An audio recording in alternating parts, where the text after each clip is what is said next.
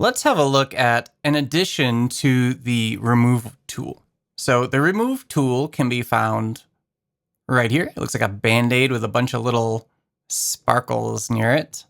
And when we choose the remove tool, we can use it. It acts like a brush.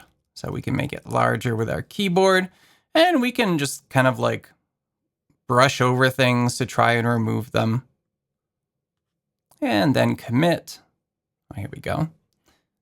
Removing area. So this sometimes takes a few moments, of course. Oh, and there we go. That person's now gone. So I'm going to undo that with a Command Z. But there are more automated ways of removing things. So we've had find people and remove wires and cables for a while inside of this tool. So I don't think there are very many wires and cables in here, but let's see what happens if we ask Photoshop to remove wires and cables. Yeah, I mean, it did something. I think there were a few things here that were removed. Let's go ahead and do a undo. Well, not really. So yeah, there aren't really any wires and cables here, but there are people, right? So let's go ahead and find people in the photograph. And notice it's located all the people who are not the subject of the photo.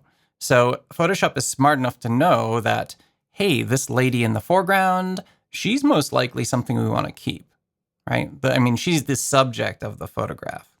But it has selected all of these people. So we can always commit this and see exactly what happens.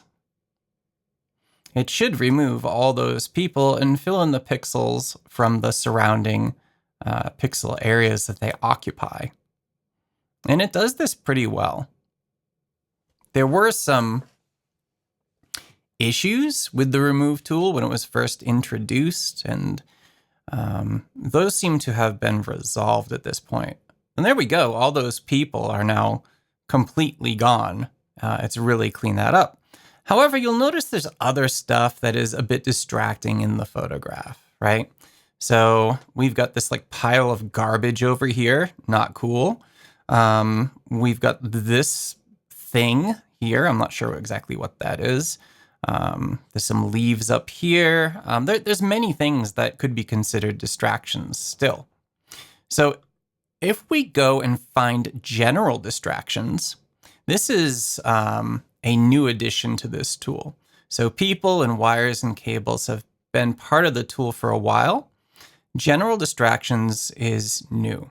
What this is going to do is try to identify different types of distractions, and then it will give us a checklist.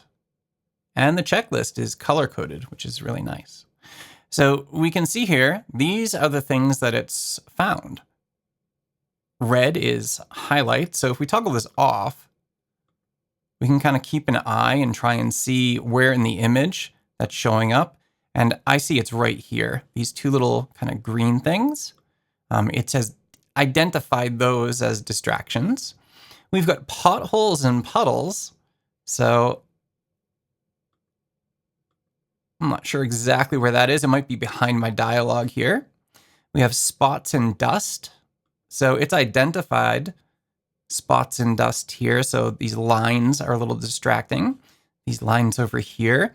And also, if I turn spots and dust off, I think that's our pothole and puddle right there. Yep, sure enough. And we have unrecognized objects. Oh, right behind this car here is that. So I'm not sure what that object is either.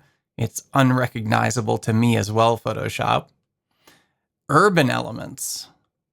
Oh, there's our weird blob right there. I'm not sure why it's identified it as an urban element, but there it is. We have vegetation, and I can already see up here, it's got those leaves in the corner. So if we want to clean that up. And then we have vehicles. So notice it's taken a lot of those vehicles right there, and it's highlighted them. And then lastly, we have visual clutter, where it's identified that garbage pile. So let's go ahead and remove all of that. And we can create a new layer as well. That'll preserve our original background layer if we choose to do that. So let's apply. and see what comes of it. Hopefully Photoshop does a nice cleanup job for us. And remember, we've already removed all the extra people. If we didn't do that, at this point, Photoshop most likely would have presented an option to remove those people through here as well. And yeah, that's pretty amazing. So if we turn off the remove layer here, we can see what it looked like before and then after. So it really removes all those distractions so we can focus on our subject. And not only that, we can always toggle the original layer off and just see all of the portions of the image that have been generated to remove those distractions.